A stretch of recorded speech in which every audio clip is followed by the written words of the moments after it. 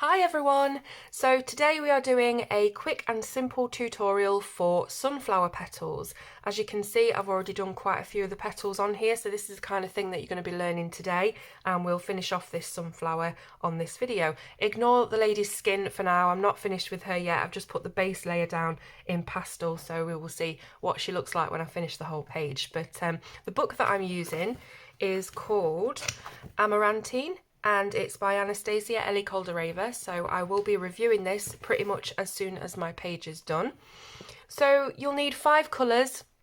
I'm using Prismacolor pencils, but you can of course convert the colours to whatever pencil set you have. The colours I'm using are espresso, sandbar brown, burnt ochre, yellow ochre and canary yellow. So sunflower petals aren't just pure yellow, they've got a lot of different tones in them, but I've managed to whittle it down to just 5 pencils. So we're going to begin by taking our mid-tone, which is the burnt ochre.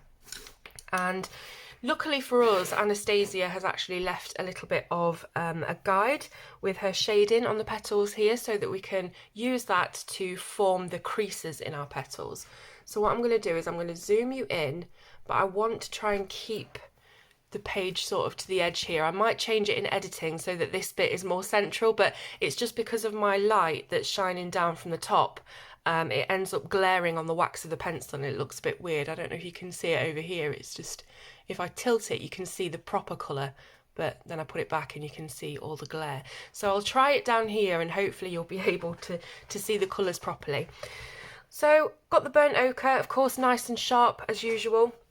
And I'm just going to be continuing these petals. So how I did it is to use those guidelines to create a very rough layer of this burnt ochre. And when I say rough, I'm literally scribbling it on, so there's no skill required for this. Just scribble on the colour using a medium pressure. Don't want to completely burnish the whole tooth of the paper just yet, because we do need to layer up slightly. As you know, I'm not a massive fan of layers. I do like to get in there and burnish blend sort of straight away, but I am trying my best to change that, because I know that there's a lot of more depth that you can achieve with layering. So all I'm doing is just following that guide. The same over here. You'll be able to see that shading, and I'm just following it in a very sketchy, zigzaggy sort of motion. And there's a little one here as well. Just really important to get all that definition. So I'm just following, as I say, what Anastasia has drawn.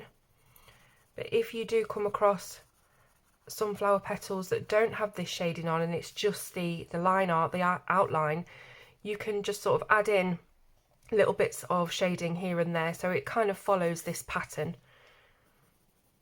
So as I say, very rough, light to medium pressure, and then just right in the centre of those zigzags I'm just making it a little bit harder so that we have kind of a line going up the middle, and that will be our central point of colour, and it kind of fades out towards the edges because that's how I like to blend. So when you've got that mid-tone put down, we're then going for the next lightest tone, which is the yellow ochre. And this is a really good transition colour from getting to that brown into a really bright yellow. So all I'm doing is going into the edges of the burnt ochre that we have just coloured. So not right into the centre, but just on the edges. So I'm thickening up the line a little bit. Same on the other side, but I don't want to go right the way to the edge or to the centre, because that's where we'll put our lightest colour, the canary yellow. So just making sure that you are leaving a bit of a gap. Now in spaces like this it's going to be almost impossible, so what I would do is just skip that bit altogether and put some canary yellow in there. So anywhere that you do have a very limited amount of space, not a very big gap, you can just leave that and fill it in with your lightest colour. It won't make any difference to the eye at the end of it. So, as I say, just blending out those soft edges of the burnt ochre.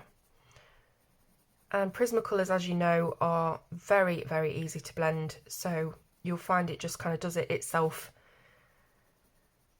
especially when you're using colours that are of the same family. Obviously they're going to blend a lot easier than colours that aren't. So give it a little blow.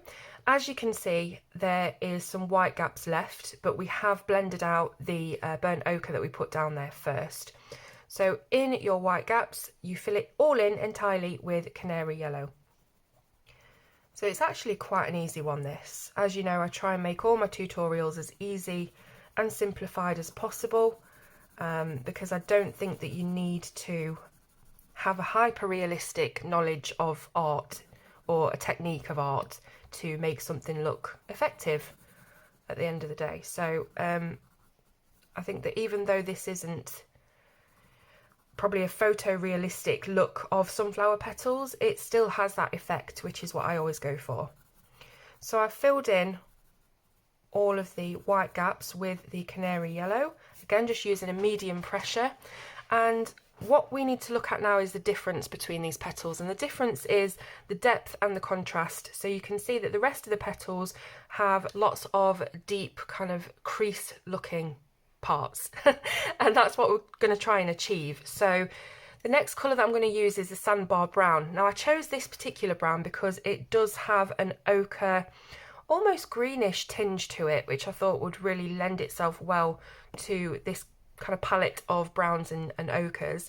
As you can see, or you might not be able to see, but this is the same colour family, it's just a lot darker. So the ochre and the sandbar brown, they do go really well together. So sandbar brown is going to be used to come right into the centre of the burnt ochre that we started off with. So remember how I did a line of burnt ochre down the middle of each piece of shading? I'm just going to reinforce that line with the sandbar brown. So don't worry if you do start to lose your burnt ochre, because we are going to come back in and refresh that colour. But this is just to get that depth and a bit of dimension into the leaves. So just doing a line of the sandbar brown straight over the burnt ochre line. Always best, I find, with this kind of thing to start off with your mid-tone, because then you can do your lights and you can do your darks and come back in right at the end to reinforce that mid-tone colour. It's easier, I think, than starting off dark, which is my usual technique with coloured pencils, because I think it's easier to build it up this way and you don't go too dark too soon. Hopefully I'm making sense. But as you can see, I've just simply put line in. I might just extend that a little bit.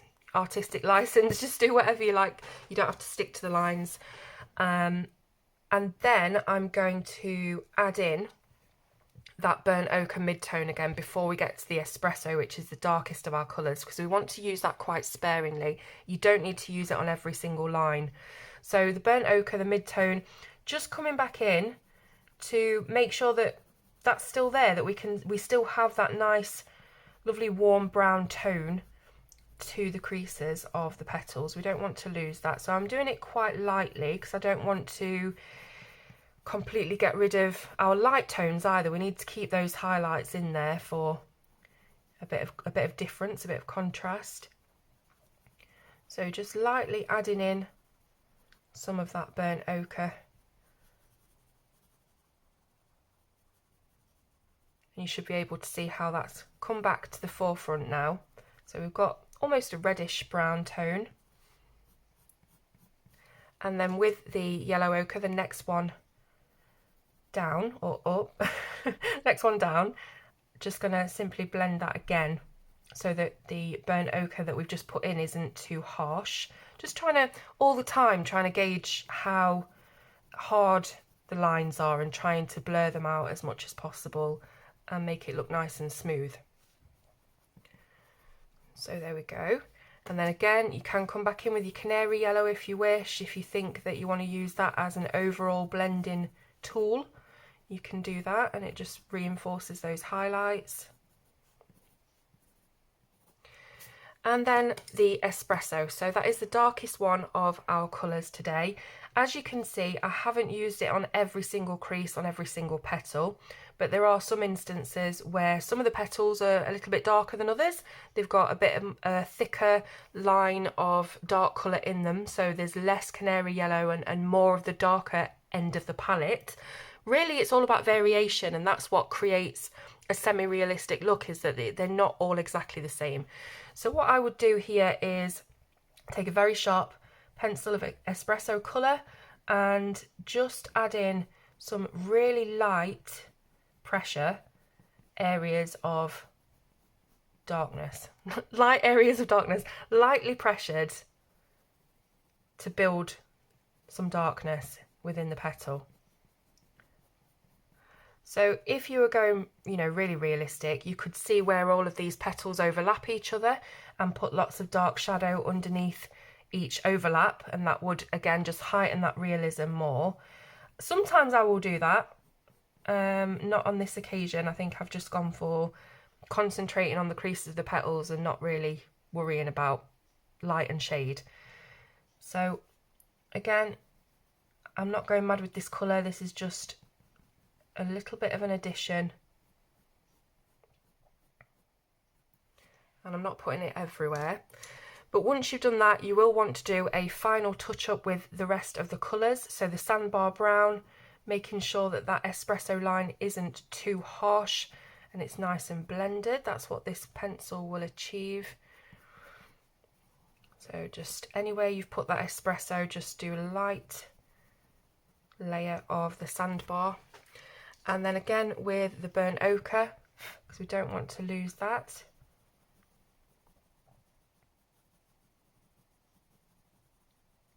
So in the end, you're just looking for a really nice smooth blend. Even though we have these harsh lines on the petals, they're still nice and smooth.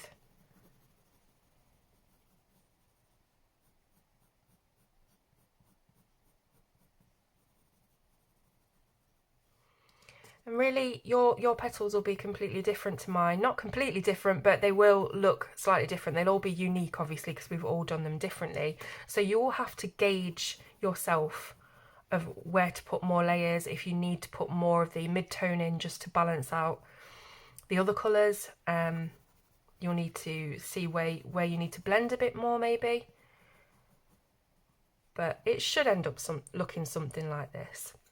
So I'm going to do another petal in real time with you, just as I did just now, and then I'll colour the rest as a speed.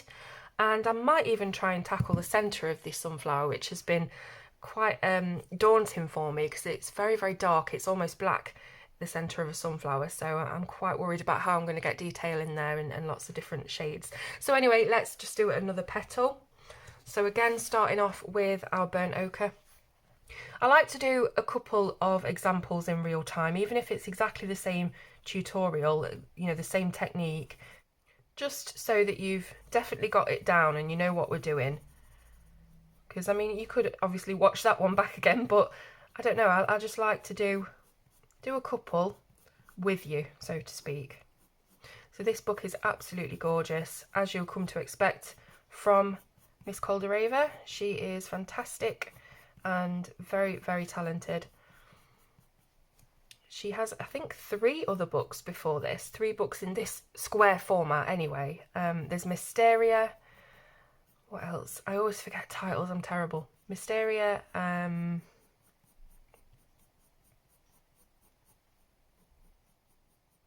Nocturnes, and there's another one I can't remember. Terrible. Anyway, she is a fantastic illustrator, and her work is very lightly shaded, so it always lends itself to those who might not be so confident with, looking at where shading goes, lights, darks, etc. So we've done our burnt ochre. Now it's the yellow ochre, just to blend that out a little.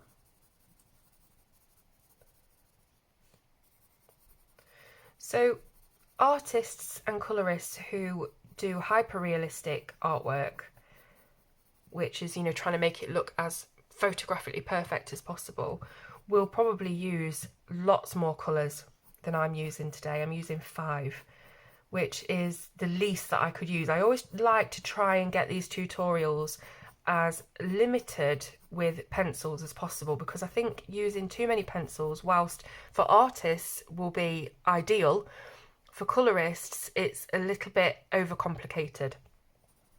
A colourist of my level anyway, where it's not hyper realistic.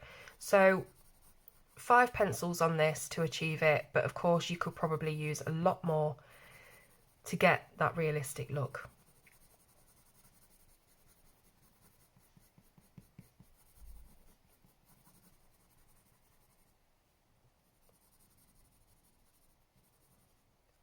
So I've given all of the brown ochre areas a lovely little yellow ochre border, and just looking at this area here, it is quite a large band of white, so I'm just thinking, do I want all of that to be solid canary yellow? Probably not, so I'm going to just bring out and extend this yellow ochre just a little bit so that it's not all a completely solid area of the canary yellow.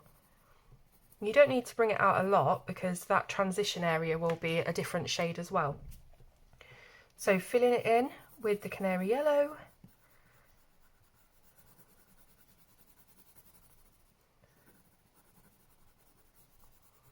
Now if you wished, you could leave it at this point. You don't need to add in the darker colours, but I think you can see when we compare that it does make an awful lot of difference just to add in those bits of shadow.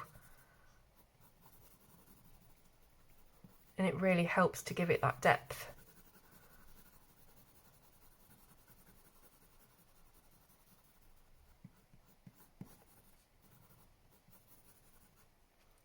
Okay, so I think what I want to do now is jump to the sandbar brown, because those areas of burnt ochre are quite thick. I don't think I need to put another layer of that in just yet. So the sandbar brown right in the centre of the burnt ochre. Again, it's important not to be too precise with things. Nice, you know, loose strokes, quite scribbly and zigzaggy, because you want to give a look of texture to the petals, and that really helps. That's my excuse anyway for not being precise. So yeah, don't be too controlled with it if you can help it.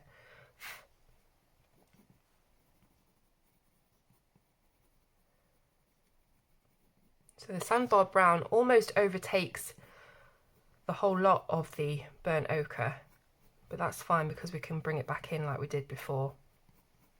And really, again, just gauging if you've done too much or too little, or you need to put it somewhere else. And I think now I'm going to bring in that espresso.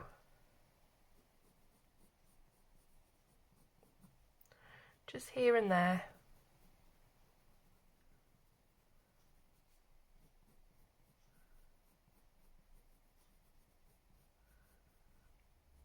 Very, very important to keep pencils sharp, because it needs to be quite crisp and narrow, this area of espresso. We don't want it to overtake. That's pretty good for now. So I'm going to come in again with the burnt ochre and just thicken out those lines a little bit.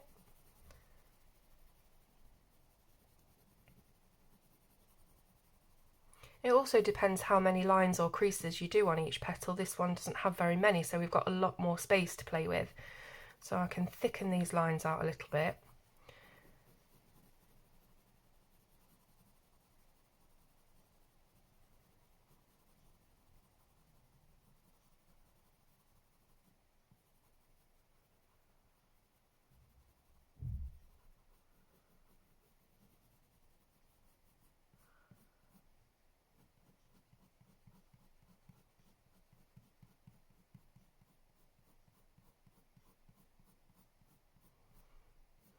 Just dragging this one down slightly. I need my dust brush. I used it months ago as a brush for brushing old paint off a skirting board, so it's no good now for using over my artwork. But a dust brush is really, really useful, because especially with these kind of creamy pencils that have a lot of debris and dust, you don't want to be constantly using your hand to wipe it, because that's when smudges happen. So get yourself a dust brush. I think a little bit more sandbar brown, because this line of espresso is looking slightly harsh. Needs blending out. It is a backwards and forwards thing sometimes, colouring, you know, making sure that you've got enough of one colour and then maybe it overtakes, so you have to scale it back a little bit. But yeah, you just have to decide that depending on what you've done. So yellow ochre, just to further blend out that burnt ochre that we put in. And eventually you should get some sort of balance where it looks right to you. I'm just messing about with this. Really, that's all it is. It's trial and error, messing around, and hopefully you'll come out with something that you're pleased with. Just got the canary. Don't really need much on this one. Just maybe use a little harder pressure just to bring out some highlights in the centre of the petal there. I think that'll do. So I'm going to complete the rest of these petals as speed, and then we will come back and try and attempt the centre.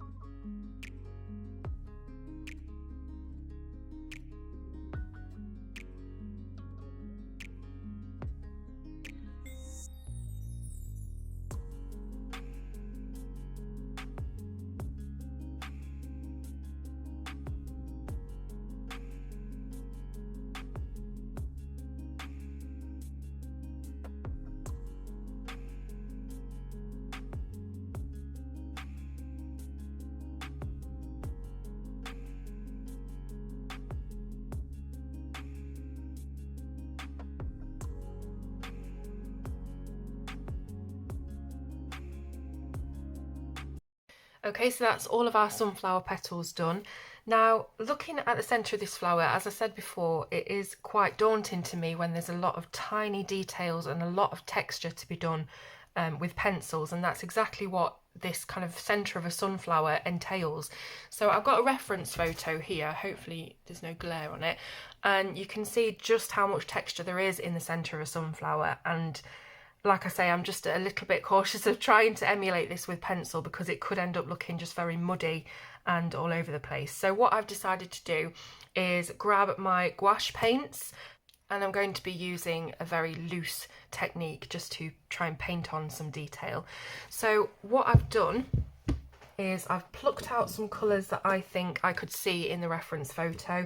There's lots here. We've got, on the green side of things, it's very much the olive side of the palette, so we've got some lime green just for the highlights, but then we've got sap green and sage green, which are quite desaturated greens, and also some lemon yellow for highlights. Then for all of the orangey bits, I have orange, yellow, ochre, light apricot, I think that's it. And then for the darker areas, we've got some Bordeaux red, burnt umber, latte brown, and then titanium white for highlights. And I have got black. I want to try and steer away from using full black in my pages. Got a simple paintbrush. It's a very, very easy technique this. We're literally just dabbing on colour. So I'm going to keep looking at the reference photo all the way through this. I might put a picture of it up on the screen for you now and just try and emulate it as best I can. So I'm going to start with the centre, which is green. So I'm going to grab my greens out first of all, and probably a bit of this lemon yellow as well for the highlights. And looking at the reference photo, it seems as though the darker greens are toward the centre. So I'll start off with this sap green that I chose. And immediately, now I've opened the sap green, I know that this is way too much of a rich and saturated and bright green for what I need.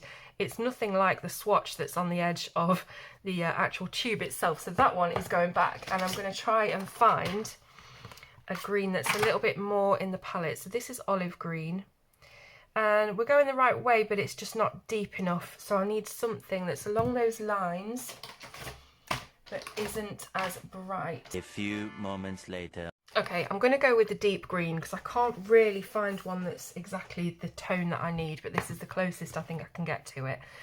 So all I do when I'm doing this, and real artists are going to tear their hair out at this, I just pull out some of the colour from the tube itself and literally just dab. So straight away you're getting the textured effect, and you will as you build up the tones as well, but you're not taking forever trying to figure it out with coloured pencil. So yeah, it's a bit of a cheat this for me, but hey ho.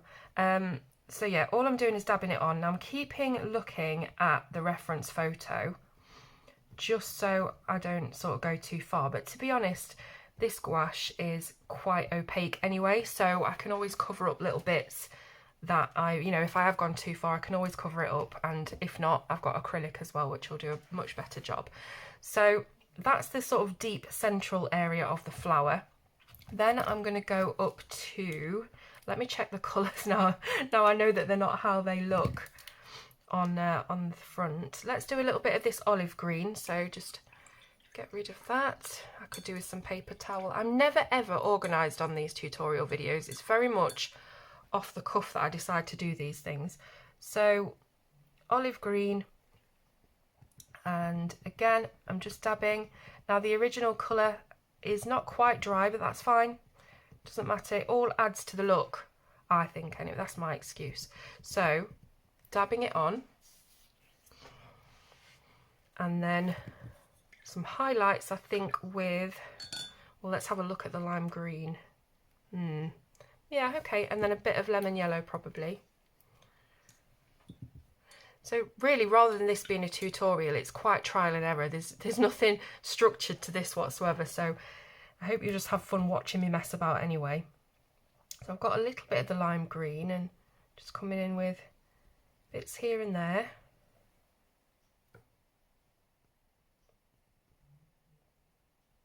I quite like the fact that you don't have to be precise with this, because that's the whole point of it. Lemon yellow, let's just see if I can put a little bit on there. I don't want to go too crazy with it. I can always come back in and add bits anyway. So that's the centre of the flower. Now as it goes towards the edge, looking at my reference photo, it does get a little bit lighter. So what I think I will do is come in with a bit more of that lime green just around the sort of border of what we've done. Try and get it looking a little bit lighter in this central ring, and then because it looks a little bit too lime green, let's just dab in some of this olive green.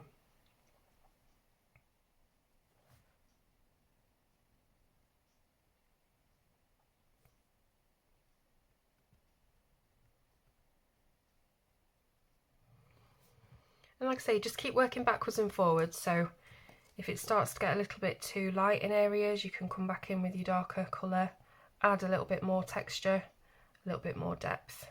But it is very, very loose, this, and it is very off the cuff, so do not take this as gospel of how to use gouache paints. But it's fun to experiment with, and it's certainly an awful lot quicker than coloured pencils. So I'm leaving that for now. I may come back to it soon. Now the next ring, the sort of middle ring, is the more orangey tone. So that's what I'm going to need now. I'm going to pop these away and get our oranges out. So for the orange tones, I've chosen light apricot, yellow ochre and orange. I think I will do a base of the yellow ochre, I think. Grabbing a little bit of that, just going to put a base in.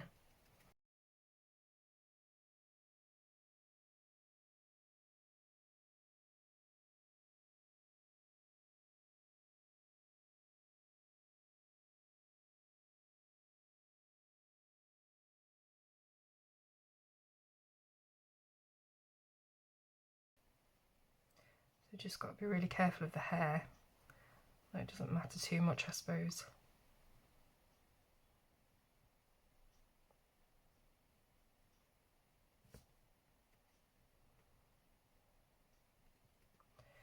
I'll just pull that right up to the edge of the green.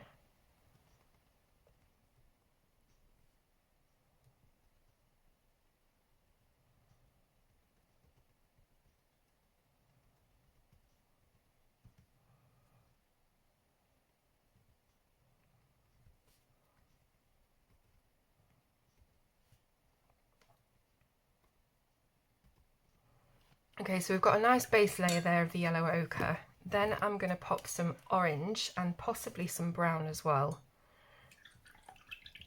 into the inner edge. So this orange is really very bright. I think I need some more sort of deeper tones. You don't get that many in this set of gouache. This is the Arteza gouache that I'm using.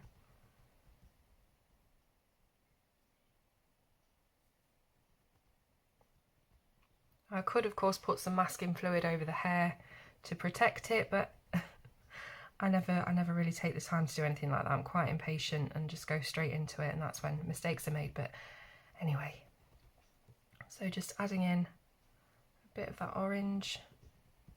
Looks quite cute.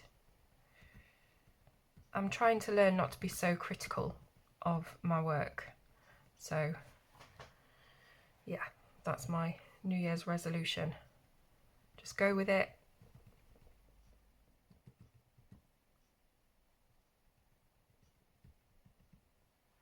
Okay, so that's some orange put in. Now going to grab some of the lemon yellow, I think, just to go on the edges. And I will blend this in with the orange or the light apricot.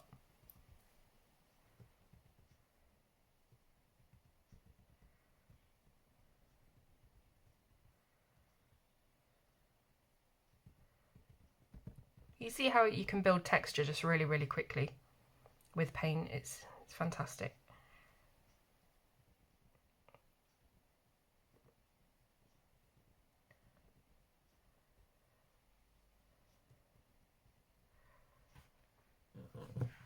Okay, let's have a look at this light apricot then and see if that's a colour that I want to put on there.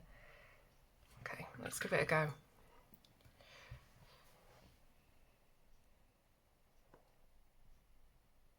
Okay, so it is a little bit pinker than I wanted, but that's fine. Gives it that little highlight anyway, and I can blend it in. So I'm going to go for, I need a brownish sort of burnt orange colour. Let's see, what do I have here? What's this one? Saffron orange, that sounds promising. No, it's too bright. I think Arteza really need to work on their stickers because they do not match the colours at all. That's a metallic colour, we don't want that. Let's have a look. We've got some burnt sienna. Is that going to be too dark? I don't know. Let's give it a go. So, I'm so sorry, by the way, if this is just really boring, but I'm trying my best to attempt a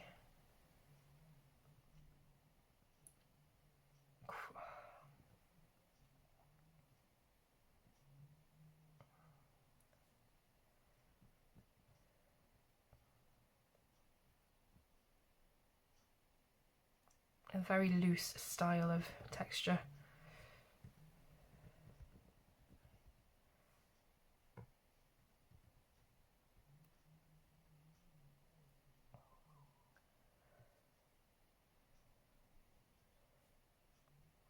Probably won't go out that far, but anyway.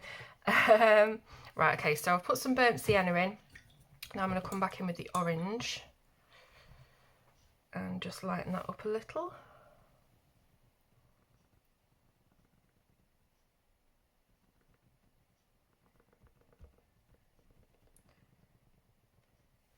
If anything, it's impressionism, isn't it? We're giving the impression of the centre of a sunflower, so I think Van Gogh will be very proud.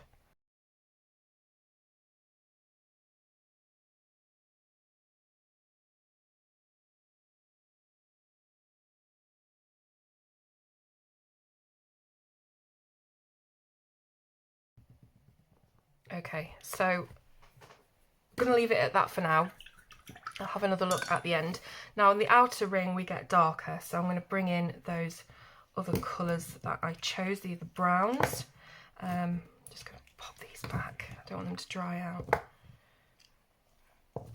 Now the browns are the Bordeaux red, the burnt umber and the latte brown, but I may also need that burnt sienna again, I think, because it's the browns that I've chosen apart from the Bordeaux red are quite cool browns, and it's more the warmer tones that we're looking for. So I think I'm going to do a base layer on this one as well, probably with this latte brown. Let's have a look. Yeah.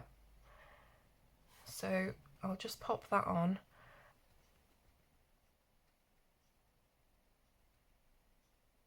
So just painting this on really, rather than dabbing, because with it being a base layer, I just want to try and cover most of the paper underneath.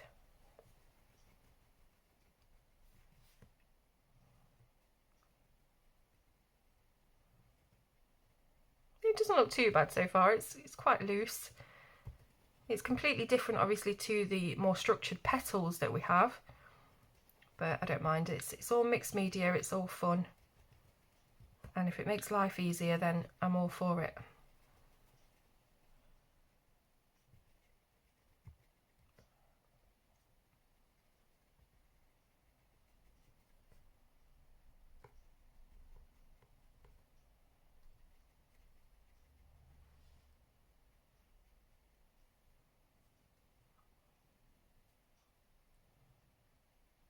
Okay, so that's our base layer done. Now looking at this, it gets darker in the sort of centre of that outer ring, so I'm going to go in with the burnt umber and do a bit of dark dabbing in the middle. So let's see how that turns out.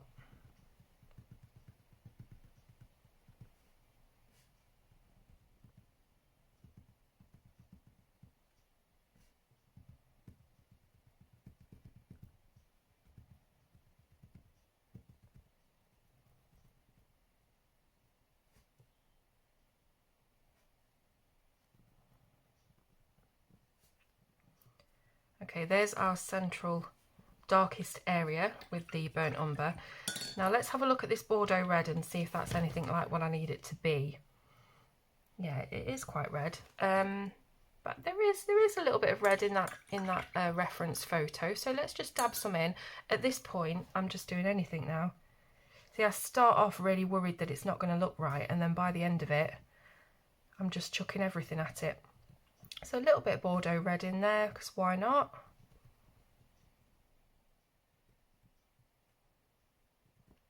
And then let's come in with the burnt sienna. Try and get this looking a little bit more like the centre.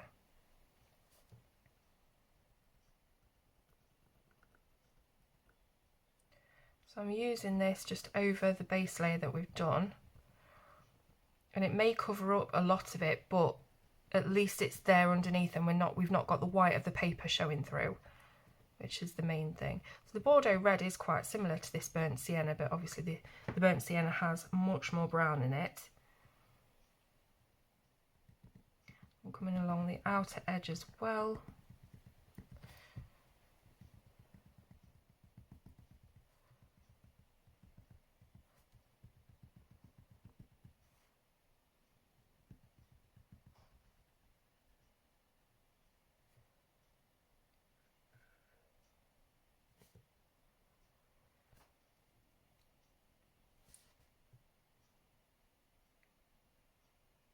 Trying to figure out where it would go.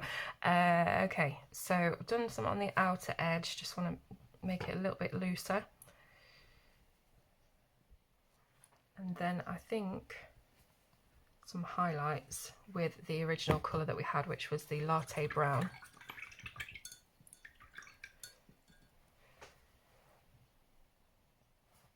Waiting for things to dry doesn't interest me. This would probably be my way of painting if I decided to be a painter. Let's do some more on the outer edges. I really don't want to lose that central area. I didn't want it to take over, so that's why I'm doing these bits of highlight. But like I say, it's Impressionism, so it doesn't have to be perfect.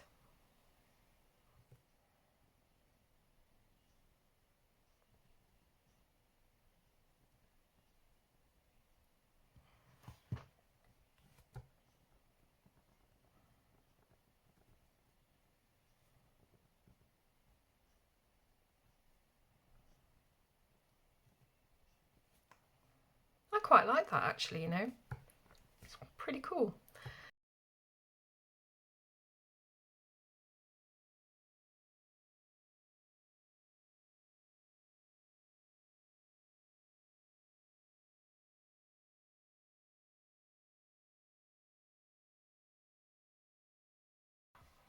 Right, so what I think I will do is a couple more highlights in the middle, just using that lime green in the middle, or a few little dots anyway. That was slightly too dark there. And I think I'm going to leave it like that. I'm pretty happy with that. Now, what I've just noticed is that I put all of the wrong caps back on my paint. So I've ended up with a band of really dark green around my lime green, and it's going to taint all the colours. But that's a problem for future Claire to worry about. Okay, so I think that I'm going to call that done. Now, obviously, I've got to do the stem and everything, but that'll be fairly simple pencil colouring anyway. But I really hope you've enjoyed this video of two parts really, so the more structured tutorial part of the petals, and then this just kind of experiment with the gouache paints rather. Let me know what you think in the comments. I hope you've enjoyed it, and I will see you soon on Colour with Claire.